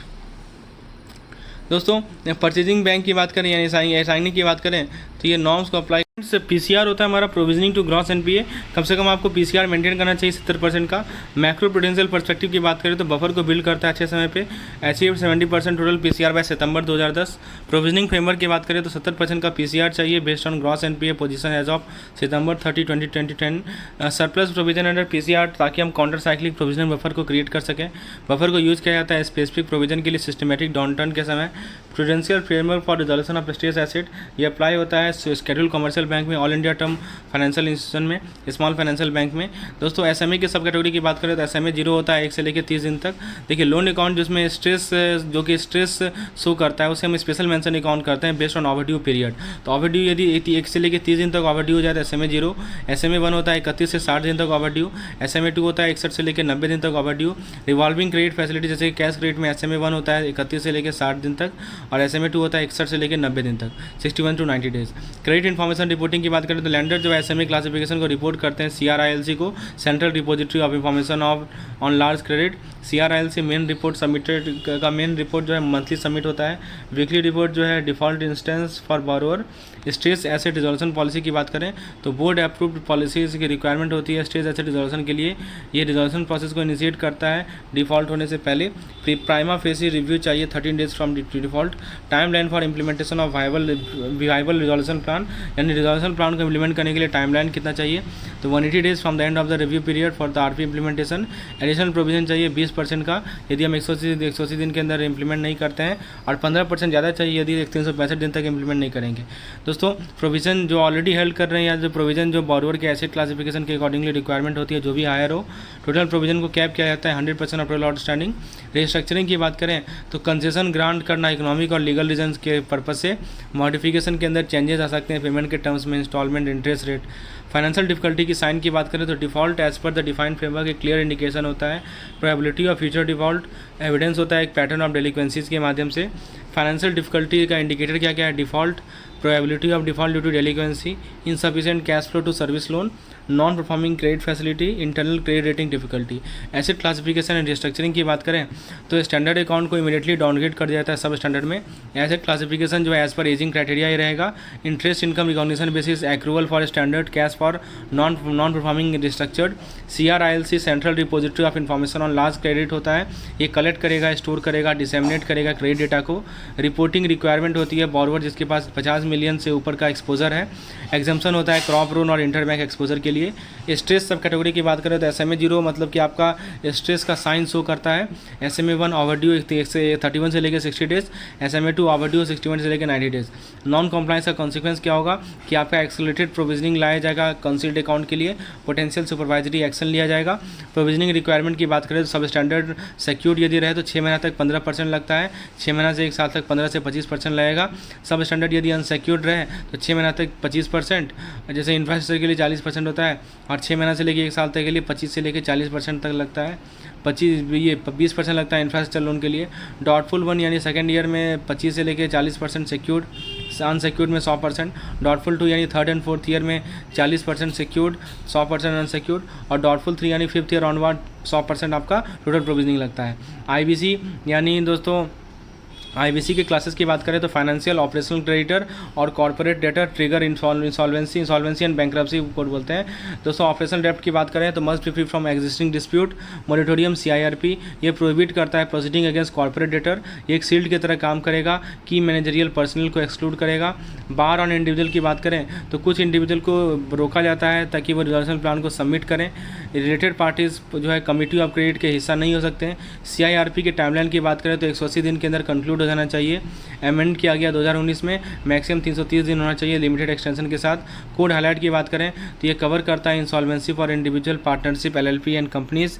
Next part है हमारा कि IBC का इम्पैक्ट क्या पड़ता है। ये लैंडर को स्ट्रेंथन करता है, 180 दिन का रिकवरी डेडलाइन प्रोवाइड करता है। सर्टिफाइड इंसॉल्वेंसी प्रोफेशनल होते हैं इफेक्टिव डेट रिजोल्यूशन के लिए। एक रेगुलेटेड डेटाबेस को इस्टेब्लिश करेगा इन्फॉर्मेशन डिसेमिनेशन के लिए। वर्कर प्रोटेक्शन की बात करें, ये प्रायोरिटाइज करेगा वर्कर के सैलरी को 24 महीना इन लिक्विडेशन। फिर दोस्तों एक्सक्लूड करता है एम्प्लॉय फंड को from the bankrupt state. World banking की रैंकिंग, इंडिया का रैंकिंग 136 था, अब घटकर रैंकिंग बढ़कर 52 हो गया है। NARCL ये बैंक को रिलीव करता है, परचेज करता है नॉन फार्मिंग एसेट को। गवर्नमेंट बैंक यूज करता है 30,600 करोड़ गारंटी को। Payment to bank involve 50% cash and 85% security receipt. Government guarantee cover loss if bad loan are not fully recovered. ALM का ऑब्जेक्टिव मैंने आपको बताया था, प्रॉफिटेबिलिटी एंड लिक्विडिटी, 2 ऑब्जेक्टिव होता है। लिक्विडिटी रिस्क की बात करें तो नॉर्मल पार्ट होता है हमारे डेली फाइनेंशियल इंस्टीट्यूशन मैनेजमेंट का। यूएस बैंक अवेयरनेस बैंक का जो फेलियर हुआ था 1980s और 1990s में, इसने एम्फेसाइज किया कि डायनेमिक लिक्विडिटी मैनेजमेंट कितना जरूरी है। मार्केट टर्मोइल 2007 में जो आया था, इसने हाईलाइट किया मार्केट लिक्विडिटी के क्रूशियल रोल को। स्ट्रक्चर्ड प्रोडक्ट और इंटर बैंक मार्केट कंट्राडिक्शन ये सब स्ट्रेन को काउज करते हैं। बेसल 3 गाइडलाइन की बात करें तो इसमें LCR और NSFR आया था। LCR होता है लिक्विडिटी कवरेज रेशियो और NSFR होता है net stable funding ratio. Liquidity की डेफिनेशन की बात करें ज़रूरी होता है ताकि आप डिपॉजिट को मीट कर सकें और फंडिंग लोन के डिमांड को फंड कर सकें। लायबिलिटी की इंपॉर्टेंस क्या है, ये कॉम्पेंसेट करेगा एक्सपेक्टेड और अनएक्सपेक्टेड बैलेंस शीट फ्लक्चुएशन के लिए। ये ज़रूरी होता है ग्रोथ के लिए और मार्केट कंडीशन और रिस्क को एसेस करेगा। ऑब्जेक्टिव क्या है लिक्विडिटी मैनेजमेंट का, प्रॉफिटेबिलिटी और लिक्विडिटी को इंश्योर करना। बेसल 3 की लिक्विडिटी रेशियो की बात करें तो लिक्विडिटी कवरेज रेशियो और नेट स्टेबल फंडिंग रेशियो। फिर बैंक लिक्विडिटी नीड्स की बात करें तो ये लोन के डिमांड और डिपॉजिट के अनुसार वेरिएबल होता है। IBC के 3 क्लास होते हैं इंसॉल्वेंसी रिजोल्यूशन के लिए। पहला है फाइनेंशियल क्रेडिटर, दूसरा है दोस्तों हमारा ऑफिशियल क्रेडिटर, तीसरा है कॉर्पोरेट डेब्ट corporate debtor. Insolvency and bankruptcy code की हाईलाइट की बात करें टाइम बाउंड रिजोल्यूशन होता है, कम से कम 330 दिन के अंदर कंप्लीट कर देना है। डेटर की इम्प्रिजमेंट होती है यदि प्रॉपर्टी को कंसील करेगा। बैड बैंक कंसेप्ट, इसको बनाया गया कि NPA को हम खरीद सकें, बैंक पे बर्डन कम हो। इसका नाम होता है NARCL, national asset restructuring company limited. Insolvency and bankruptcy board of India IBBI, ये रेगुलेटर होता है जो कि इंसॉल्वेंसी एंड बैंक्रप्सी प्रोसेस को ओवरसी करता है। वर्ल्ड बैंक रैंकिंग की बात करें तो इंडिया का रैंक इंप्रूव हो गया। एसेट लायबिलिटी मैनेजमेंट का ऑब्जेक्टिव है प्रॉफिटेबिलिटी लिक्विडिटी इंश्योर करना। लिक्विडिटी को कौन से फैक्टर्स अफेक्ट करते हैं, earning decline, increase NPA, deposit concealment. Funding source for bank में dispose of liquid asset, increase short term revenue, फिर डिक्रीज कीजिए लेस लिक्विड एसेट होल्डिंग, फिर increase liability of term nature, increase capital fund. दोस्तों liquidity management कितना important है, ये crucial होता है ओवरऑल एसेट लायबिलिटी मैनेजमेंट के लिए। लिक्विडिटी रिस्क में इंटरनल और एक्सटर्नल रिस्क आता है। इसके अंदर funding risk, time risk, call risk आएगा। फंडिंग का कारण है fraud, systemic risk, loss of confidence, foreign currency. Time risk होता है हमारा एसेट क्वालिटी इशू के कारण, एक्सटर्नल एसेट जो हमारा NPA में बदल जाता है। रिकवरी चैलेंजेस के कारण हमारा टाइम रिस्क आता है दोस्तों। उसके बाद हमारा कॉल रिस्क आता है, कंटिजेंट लायबिलिटी क्रिस्टलाइजेशन और बिजनेस इनिशिएटिव हिंड्रेंस के कारण। कॉम्प्लेक्स सिचुएशन की बात करें तो दोस्तों combination of factor can worsen liquidity, जैसे कि फ्रॉड जो है बैंक के पोजीशन को इम्पैक्ट कर रहा है, बहुत से पब्लिक का कॉन्फिडेंस लॉस हो रहा है। फॉरेन करेंसी कम्प्लेक्सिटी की बात करें तो फॉरेन क्रेडिटर स्ट्रगल करते हैं ताकि बैंक के रियल स्ट्रेंथ को एसेस कर सकें। डिफिकल्ट होता है कि आप रिमर को डिस्टिंग्विश करें एक्चुअल क्राइसिस से, मेजर करना और मैनेज करना फॉरेन लिक्विडिटी रिस्क को। तो दोस्तों सबसे वाइटल एक्टिविटी होता है कॉमर्शियल बैंक के लिए कि हम मेजर करें और मैनेज करें लिक्विडिटी रिस्क को। तो दोस्तों ये बहुत ज़रूरी है एज्योर करना कि बैंक की क्षमता है कि नहीं कि वो अपने लायबिलिटी को मीट कर रहा है। लिक्विडिटी की इंपॉर्टेंस की बात करें तो क्राइसिस को रोकेगा। दोस्तों लिक्विडिटी रिस्क को मैनेज करने के लिए आपको स्ट्रक्चर डेवलप करना होगा, लिमिट सेट करना होगा, रिस्क को मैनेज करना होगा, मेजर करना होगा। स्ट्रक्चर एसेंशियल की बात करें तो बोर्ड का ओवरसाइट, इफेक्टिव प्रोसेस, ये सभी चाहिए। लिक्विडिटी स्ट्रेटजी की बात करें तो ये जरूरी है बिजनेस स्ट्रेटजी के लिए। बोर्ड मॉनिटरिंग, बोर्ड रिस्क और परफॉर्मेंस को मॉनिटर करती है। Communication and implementation, clear strategy communication होगा, पॉलिसी इंप्लीमेंटेशन कंसिस्टेंट होगा। मैनेजमेंट सेंट्रल रोल की बात करें तो क्रिटिकल होता है स्ट्रेटजी को एग्जीक्यूट करने के लिए। लिक्विडिटी मैनेजमेंट की रिस्पॉन्सिबिलिटी स्पेसिफिक ग्रुप को दी जाती है। ट्रीटमेंट ऑफ करेंसी तो कॉम्प्लेक्स होता है इंटरनेशनल बैंक के लिए। चैलेंजेस होता है कि आप रूमर को फैक्ट से डिस्टिंग्विश करें। मैनेजमेंट स्ट्रक्चर अप्रोच की बात करें तो कंप्लीट सेंट्रलाइजेशन है, डिसेंट्रलाइजेशन एक लिमिट तक है। हाइब्रिड अप्रोच होता है। लिक्विडिटी स्ट्रेटजी डिसीजन, तो डिसीजन लिया जाता है फॉरेन करेंसी फंडिंग में, असेसमेंट किया जाता है फंडिंग के नीड पे, मार्केट को एसेस किया जाता है। बैकअप लिक्विडिटी स्ट्रेटजी, कुछ बैकअप बनाया जाता है डिस्ट्रप्शन के लिए। इसके अंदर आप होम करेंसी सोर्स में ड्रॉ कर सकते हैं। लिक्विडिटी के बैकअप स्ट्रेटजीज की बात करें तो हेड ऑफिस यूज़ करती है होम करेंसी के माध्यम से। कंटिजेंसी प्लान बनाया जाता है स्पेसिफिक फॉरेन करेंसी के लिए। टॉलरेंस लेवल को सेट करना, मिसमैच को सेट करना, जैसे कि cumulative cash flow mismatch. Liquid asset as a percentage of short term liability, loan to deposit ratio, loan to capital ratio, funding need और resource के बीच में क्या रिलेशनशिप है। प्राइमरी सोर्स क्या है फंडिंग नीड को मीट करने के लिए, क्या limit on reliance on specific liability category, कितना डिपेंडेंस है इंडिविजुअल कस्टमर पे या मार्केट सेगमेंट पे, मिनिमम या maximum average maturity of liability कितना है। एग्जांपल ऑफ टॉलरेंस लेवल, जो हमारा रेजिडुअल मैच्योरिटी प्रोफाइल होता है उसे हम यूज़ करते हैं वाइड लिक्विडिटी गैप को अवॉइड करने के लिए। शॉर्ट टर्म कुमुलेटिव गैप को हम लोग टोटल आउटफ्लो का 15% पे मेंटेन करते हैं। स्ट्रेस सिनेरियो का एनालिसिस की बात करें तो ये एसेस करता है लिक्विडिटी पे क्या इंपैक्ट पड़ेगा। ये लिमिट को अप्रोप्रिएटली सेट करता है बैंक के साइज पे और बैंक की कॉम्प्लेक्सिटी में। पॉलिसी और लिमिट एक्सेप्शन की बात करें तो ये डिफाइन करेगा स्पेसिफिक प्रोसीड्यूर और अप्रूवल फॉर एक्सेप्शन। अब देखिए लिक्विडिटी रिस्क को मेजर और मैनेज करने के लिए पहला अप्रोच होता है, इसको हम लोग स्टॉक अप्रोच कहते हैं। इसके अंदर पहला आता है core deposit to total asset ratio, जितना ज़्यादा है उतना बढ़िया है। दूसरा है net loan to total deposit ratio, जितना छोटा है उतना बढ़िया है। Time deposit to total deposit ratio, जितना ज़्यादा है उतना बढ़िया है। Volatile liability to total asset ratio, lower is better. Short term liability to liquid asset ratio, lower is better. Liquid asset to total asset ratio, higher is better. Short term liability to total asset ratio, lower is better. Prime asset to total asset ratio, higher is better. Market liability to total asset ratio, lower is better. Flow approach में दोस्तों RBI का guideline क्या है stock ratio में कि आपको एक illustrative stock ratio चाहिए लिक्विडिटी रिस्क मैनेजमेंट के लिए, ठीक है। फ्लो अप्रोच क्या होता है, ये मेजर करेगा, मैनेज करेगा नेट फंडिंग रिक्वायरमेंट को, ये मार्केट रिस्क को ऐसे मैनेज करेगा। कंटीजेंसी प्लान आता है इसके अंदर। तो दोस्तों नेट फंडिंग रिक्वायरमेंट को मेजर करना, तो बेसिक फ्लो अप्रोच होता है, इसको हम लोग गैप मेथड भी कहते हैं। इसके अंदर आप एक स्ट्रक्चरल लिक्विडिटी गैप रिपोर्ट को प्रिपेयर करते हैं। इसके अंदर आप कैलकुलेट करते हैं कि नेट फंडिंग रिक्वायरमेंट कितना है रेजिडुअल मैच्योरिटी के बेसिस में। एनालिसिस के कंपोनेंट की बात करें तो पहला आता है मैच्योरिटी लैडर, दूसरा होता है अल्टरनेटिव सिनेरियो, तीसरा होता है कि आप लिक्विडिटी को मेजर करते हैं एक चूजन टाइम फ्रेम में, और चौथा होता है दोस्तों आप एजम्पशन करते हैं। एजम्पशन को यूज किया जाता है कैश को डिटरमाइन करने में। मैच्योरिटी लैडर में क्या होता है, इससे आप बैंक के फ्यूचर कैश इनफ्लो और आउटफ्लो को कंपेयर कर सकते हैं। कैश इनफ्लो कहाँ से आएगा, कोई एसेट मैच्योर हो रहा है, कोई एसेट नॉन मैच्योर हो रहा है, कोई क्रेडिट लाइन है। कैश आउटफ्लो के अंदर क्या क्या आएगा, जो लायबिलिटीज आपकी ड्यूज हैं, जो कमिटेड क्रेडिट लाइन है, तो ये हमारे मैच्योरिटी लैडर होते हैं। दूसरा होता है कि लिक्विडिटी को ओवर टाइम मेजर करने के लिए एक होता है फ्लो अप्रोच के माध्यम से। इसमें आप नेट फंडिंग रिक्वायरमेंट को एसेस करते हैं, कैश फ्लो को एनालाइज करते हैं एजम्पशन के बेसिस पे। मैच्योरिटी लैडर कंस्ट्रक्शन की बात करें तो कैश इनफ्लो और कैश आउटफ्लो को एलोकेट कीजिए कैलेंडर डेट से, इनफ्लो को रैंक कीजिए एसेट मैच्योरिटी से, आउटफ्लो को रैंक कीजिए लायबिलिटी ड्यू डेट से।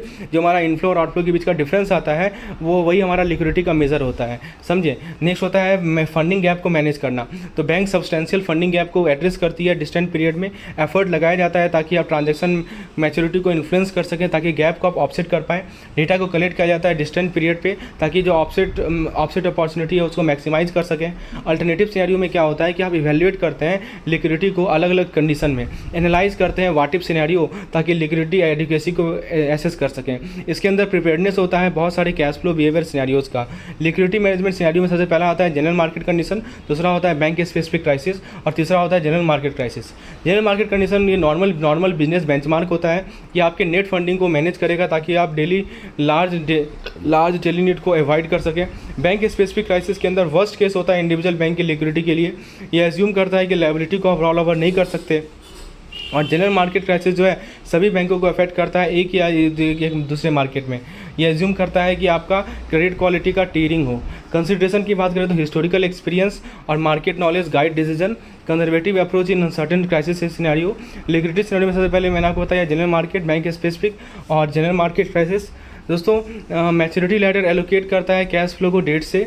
एजम्पशंस का कैटेगरी की बात करें तो asset, liability, of balance sheet, ये सभी हमारे एजम्पशंस होते हैं। दोस्तों time frame for management, short term focus generally weeks होता है इसका। मेजर लिक्विडिटी ओवर टाइम, तो ग्राफिकल पोर्ट्रेयल होता है कुमुलेटिव एक्सेस डेफिसिट का। कैश फ्लो का क्या एजम्पशन है कि limited assumption in asset, liability end of balance sheet. Cash drain control, bank जो है इन्फ्लुएंस कर सकती है रोल ओवर को, ड्रॉ डाउन को, नए लोन के रिक्वेस्ट को, स्ट्रेटजिक डिसीजन ले सकती है क्राइसिस सिचुएशन में। एसेट मार्केटेबिलिटी क्लासिफिकेशन की बात करें तो सबसे ज़्यादा लिक्विड आपका क्या आएगा, कैश आएगा, सिक्योरिटीज़ आएगा, इंटर बैंक लोन आएगा।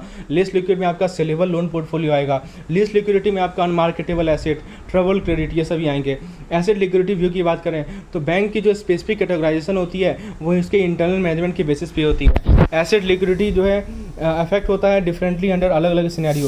उसके अलावा दोस्तों लायबिलिटी असेसमेंट की बात करें तो आप नॉर्मल बिजनेस बिहेवियर को इवैल्यूएट कीजिए, डिटरमाइन कीजिए कि रोल ओवर लेवल क्या रहेगा, इफेक्टिव डिपॉजिट मैच्योरिटीज़ क्या रहेगी, न्यू डिपॉजिट ग्रोथ क्या रहेगी। एसेट की कैटेगराइजेशन की बात करें तो आप एसेट को highly liquid, less liquid, list liquid में क्लासीफाई कीजिए। कंसीडर कीजिए मार्केटेबिलिटी को अलग अलग सिनेरियो में। दोस्तों लायबिलिटीज इवैल्यूएशन की बात करें तो एग्जामिन कीजिए normal roll over, effective maturity and growth in new deposit account. Potential run off trades को मैसेज कीजिए, इवैल्यूएट कीजिए कि आपके पास क्या क्या बैकअप फैसिलिटीज़ अवेलेबल हैं ड्रॉ डाउन के लिए। कैश फ्लो सिनेरियो के बारे में बात करें तो 3 सिनेरियो को कंसीडर कीजिए, general market condition, bank specific crisis और जनरल मार्केट क्राइसिस। आप पोटेंशियल पॉजिटिव या नेगेटिव लिक्विडिटी स्विंग जो है प्रत्येक सिनेरियो में उसे एसेस कीजिए। दोस्तों टाइम फ्रेम क्या होता है लिक्विडिटी मैनेजमेंट का, तो एक्टिव लिक्विडिटी मैनेजमेंट का फोकस होता है शॉर्ट टाइम फ्रेम में, जनरली कुछ वीक तक होता है, और लॉन्ग टाइम हॉरिजन जो आपको स्ट्रेटजिक इंसाइट प्रोवाइड करेगा। एजम्पशन रिव्यू की बात करें तो फ्रीक्वेंट रिव्यू होना चाहिए एजम्पशन का, ये बहुत जरूरी है लिक्विडिटी रिस्क प्लानिंग के लिए। फंडिंग रिलेशनशिप क्रिटिकल होता है लिक्विडिटी डिफेंस के लिए। इंडिकेटर है contract and uses frequency. Market access, आप एसेट सेल मार्केट को डेवलप कीजिए, इसका इंडिकेटर है loan sale clauses, asset sale market use. Contingency planning की बात करें तो ये आपके क्राइसिस स्ट्रेटजीज को एड्रेस करेगा, कैश एक्सेस को एड्रेस करेगा। ये की क्वेश्चन होता है मैनेजमेंट के लिए। दोस्तों ट्रेड ऑफ जरूरी होता है क्राइसिस मैनेजमेंट में, balance relationship with liquidity need.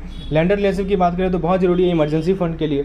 दोस्तों 1970 सिनेरियो की बात करें तो रेगुलेटरी डिसीजन लिमिटेड रिस्क था, 363 मॉडल को प्रिवेलेंट था। डीरेगुलेशन का क्या इंपैक्ट पड़ा, ये हमारा मार्केट ड्रिवन रेट में शिफ्ट हो गया। बैंक इंटरेस्ट रेट रिस्क के लिए अनप्रिपेयर्ड थे। 1970 से लेकर 1990 तक बैंक फेलियर हो गए। बैंक फेलियर का मेजर कारण था कि हमारा जो इंटरेस्ट रेट रिस्क का मिसमैनेजमेंट था, उस कारण से हम लॉन्ग टर्म एसेट को फंड कर रहे हैं शॉर्ट टर्म लायबिलिटीज से। यही तो हमारा इंटरेस्ट रेट रिस्क का मेजर कारण था। दोस्तों स्ट्रेटजी का ऑब्जेक्टिव क्या था कि हम इंटरेस्ट रेट स्प्रेड को इंसुलेट करें अगेंस्ट रेट चेंज, हम इंटरेस्ट रेट रिस्क को क्रूशियली मैनेज करें। भारत में जो डीरेगुलेशन हुआ तो इससे क्या हुआ कि फाइनेंशियल इंस्टीट्यूशन को ऑपरेशनल फ्रीडम मिला, कमर्शियल जजमेंट मिला एसेट और लायबिलिटी प्राइसिंग में।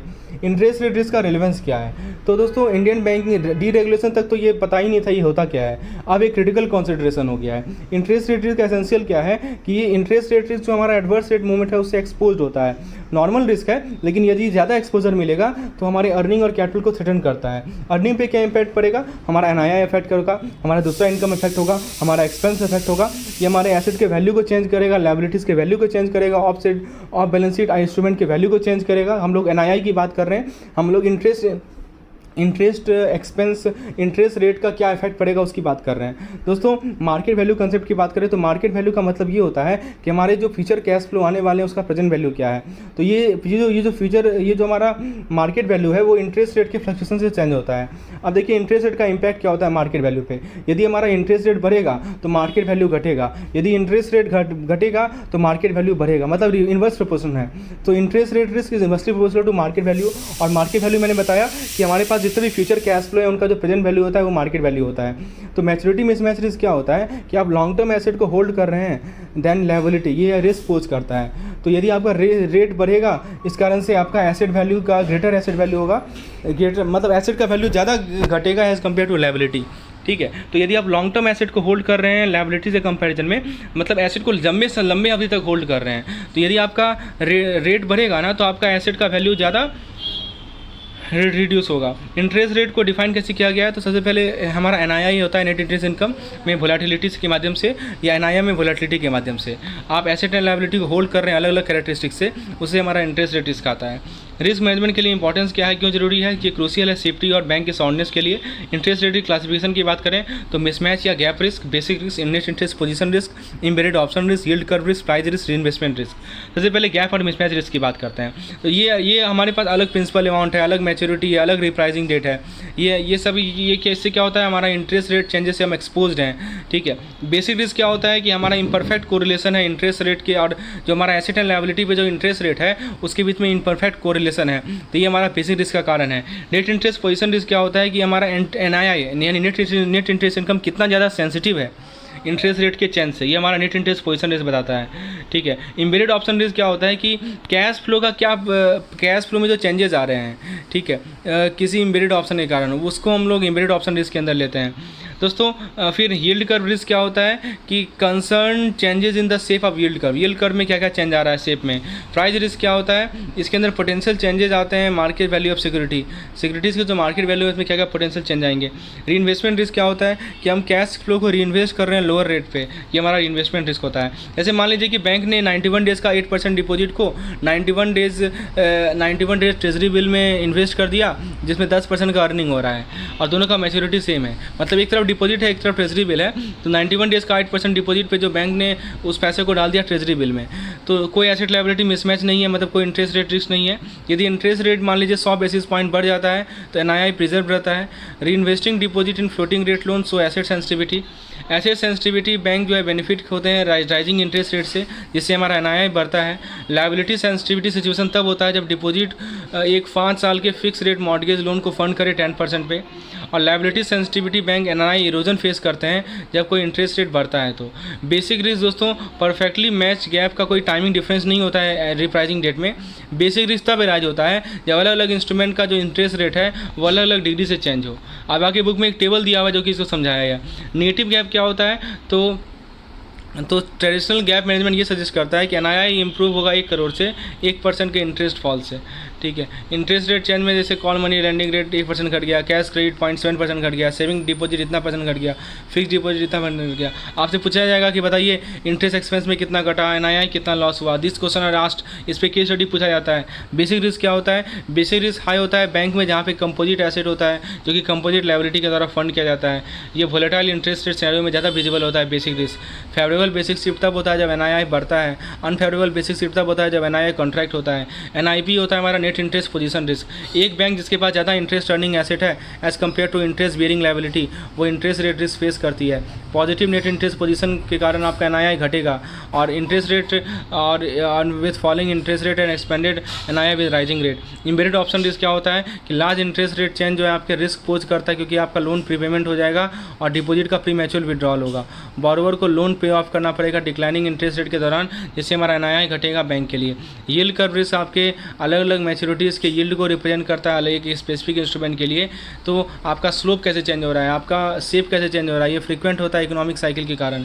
रिजर्व बैंक ऑफ इंडिया का इंटरवेंशन इन्फ्लुएंस करता है कर्व को, राइट। प्राइस रिस्क क्या होता है? प्राइस रिस्क तब होता है जब एसेट को मैच्योरिटी से पहले हम बेच दें।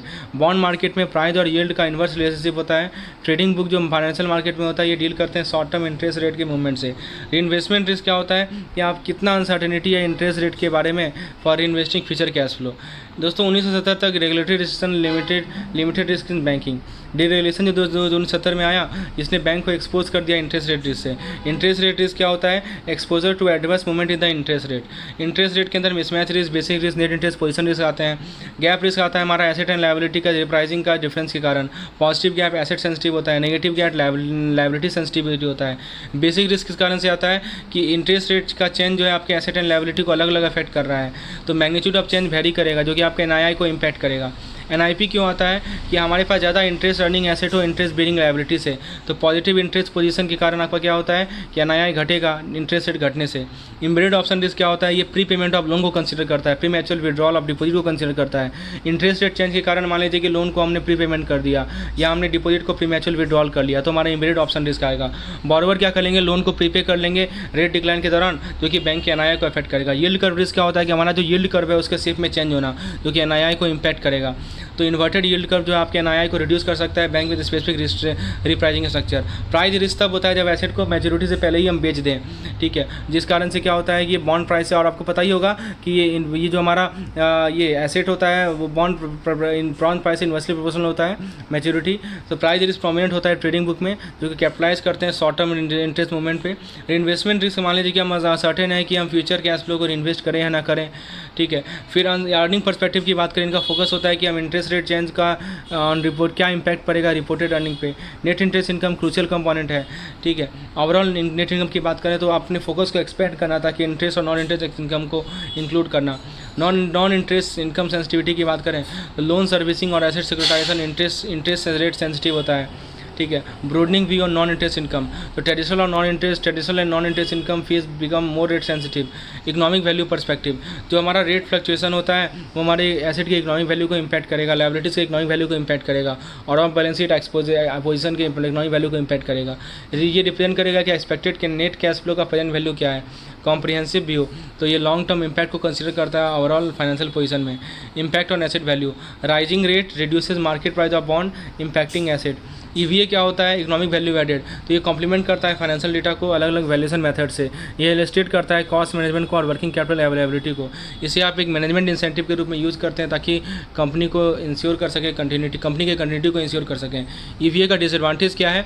ये रिटेन प्रॉफिट के एफिशिएंट यूज़ को गेज नहीं कर सकता, इस कारण से री इन्वेस्टिंग फॉर कॉस्ट रिडक्शन हो जाएगा, इम्पैक्टिंग आपकी एफिशिएंसी को इम्पैक्ट होगा। इम्बेडेड लॉस क्या होता है? पास्ट इंटरेस्ट रेट मूवमेंट में रिजल्ट इन गेन और loss. Long term fix rate loan from low rate period can drain resource. Interest rate risk के मेजरमेंट की बात करें तो एसेंशियल होता है इफेक्टिव रिस्क मैनेजमेंट के लिए। सिस्टम आपके सारे मटेरियल रिस्क को एसेस करे, एक्सेप्टेड कॉन्सेप्ट को यूज़ करे, वेल डॉक्यूमेंटेड एजम्पशन हो। डायनेमिक मॉडलिंग की बात करें तो ये एजम्पशन यूज़ करता है बैंक और कस्टमर बिहेवियर के बारे में। ये इंटरेस्ट रेट रिस्क एक्सपोजर को मेजर करेगा अर्निंग और इकोनॉमिक वैल्यू के लिए। रिप्राइजिंग स्केड्यूल क्या होता है? सबसे पहले मैच्योरिटी और रिप्राइजिंग स्केड्यूल से स्टार्ट होता है। एसेट लायबिलिटीज़ और ओबीएस पोजीशन को डिस्ट्रीब्यूट कीजिए टाइम बैंड में। Position lacking repricing interval based on judgement. Gap analysis simple technique है इंटरेस्ट रेट रिस्क के लिए। आप लायबिलिटी को सब्ट्रैक्ट कीजिए कॉरस्पॉन्डिंग एसेट से उस टाइम बैंड में। नेगेटिव गैप है तो मतलब लायबिलिटी सेंसिटिव है, इस कारण से क्या होगा आपका एनआईआई घटेगा इंटरेस्ट रेट बढ़ने से। पॉजिटिव गैप है मतलब एसेट सेंसिटिव है, इस कारण से आपका डिक्लाइन होगा रेट घटने से। Short coming include not considering variation with in time gap. Gap analysis का शॉर्ट कम क्या है कि ये जो है टाइम बैंड के अंदर जो वेरिएशन होता है उसे कंसिडर नहीं करता है, सारी पोजीशन को एज्यूम करता है एक टाइम बैंड के अंदर with in a time band mature और रिप्राइस साइमल्टेनियसली। इफेक्टिव ड्यूरेशन क्या होता है, ये कैप्चर करता है non linearity in price movement. Market में रेट चेंज हुआ, इस कारण से हमारा जो प्राइस मूवमेंट है वो नॉन लिनियर मूव कर रहा है, इसे कौन कैप्चर करेगा, इफेक्टिव ड्यूरेशन कैप्चर करेगा। यह एड्रेस करेगा स्टैंडर्ड ड्यूरेशन के लिमिटेशन को। लिमिटेशन क्या है ड्यूरेशन अप्रोच का, ये आपको एक्सेप्टेबल अप्रॉक्सीमेशन प्रोवाइड करेगा रिलेवेंटली नॉन कॉम्प्लेक्स बैंक के लिए। इसका फोकस होता है रिप्राइजिंग एसेट पे, और बाकी जो दूसरे फॉर्म्स होते हैं जैसे बेसिक रिस्क को ये नेगलेक्ट करता है। इसमें दोस्तों जो हमारा सेंसिटिविटी का जो डिफरेंस आता है कूपन रेट के कारण उसे इग्नोर करता है। सिमुलेशन अप्रोच की बात करें तो ये बैंक यूज़ करती है जिसके पास कॉम्प्लेक्स रिस्क प्रोफाइल है। ये पोटेंशियल इफेक्ट को एसेस करेगी इंटरेस्ट रेट चेंज का अर्निंग पे और इकोनॉमिक वैल्यू पे। स्टैटिक सिमुलेशन में सारे कैश फ्लो को एसेस किया जाता है करंट पोजीशन से। ये कैश फ्लो को एस्टिमेट करेगा, अर्निंग को एस्टिमेट करेगा एज्यूम इंटरेस्ट रेट के सिनेरियो के बेसिस पे। ये इसके अंदर शिफ्ट इन्वॉल्व होते हैं यील्ड कर्व में, या जो हमारा इंटरेस्ट रेट स्प्रेड है उसमें चेंजेस आते हैं। दोस्तों इकोनोमेट्रिक या स्टैटिस्टिकल एनालिसिस की बात करें तो ये बिहेवियर, ये बैंक का जो होल्डिंग बिहेवियर है पास्ट इंटरेस्ट रेट मूवमेंट उसे एनालाइज करेगा। ये यूजफुल होता है ताकि आप नॉन मैच्योरिटी डिपॉजिट को समझ पाएँ। स्टैटिस्टिकल प्रीपेमेंट मेथड क्या होता है, इसे आप एक्सपेक्टेशन जनरेट कर सकते हैं मॉर्गेज रिलेटेड कैश फ्लो के बारे में। इसे आप इंटरनली डेवलप कर सकते हैं या एक्सटर्नल डेवलपर से परचेज कर सकते हैं। Input from managerial and business unit, ये इंसाइट प्रोवाइड करता है प्लान चेंज जो कि हमारे फ्यूचर कैश फ्लो को अफेक्ट करेगा। कैसे हम इंटरेस्ट रेट रिस्क को कंट्रोल करें, तो सबसे पहले कि इंटरेस्ट रेट सेंसिटिविटी को चेंज करें। आप बैलेंस शीट के कंपोनेंट को एडजस्ट कीजिए, फोकस कीजिए कि जो हमारा रेट सेंसिटिव एसेट और रेट सेंसिटिव लायबिलिटी के बीच का गैप है उसे कंट्रोल करें। एसेट एंड लायबिलिटी को मैच करना, कुछ बैंकों का एम होता है कि मैच्योरिटी को मैच करें ताकि हम गैप को जीरो कर सकें। इंसुलेट करें एनआईआई को इंटरेस्ट रेट वोलेटिलिटी से। दोस्तों क्या क्या स्ट्रेटजीज़ हैं एसेट सेंसिटिविटी को कम करने का, आप इन्वेस्टमेंट पोर्टफोलियो मैच्योरिटी को एक्सटेंड कीजिए, फ्लोटिंग रेट डिपॉजिट को इंक्रीज़ कीजिए, फिक्स रेट लैंडिंग को बढ़ाइए, फ्लोटिंग रेट लोन को बेचिए, शॉर्ट टर्म बोरोइंग को बढ़ाइए, लॉन्ग टर्म लैंडिंग को बढ़ाइए। ठीक है, तो दोस्तों ये सभी हमारे पॉइंट्स है। इस प्रकार से हम लोगों ने मॉडल भी को कम्प्लीटली रिवाइज किया। आपको यदि किसी प्रकार की स्टडी मटेरियल की रिक्वायरमेंट है तो इस नंबर पे मुझे व्हाट्सएप करके डिटेल प्राप्त कर सकते हैं। और यदि आपको बीएफएम का कैप्सूल कोर्स चाहिए तो हमारे ऐप को इंस्टॉल कर लें। ऐप का लिंक डिस्क्रिप्शन सेक्शन में प्रोवाइडेड है। धन्यवाद।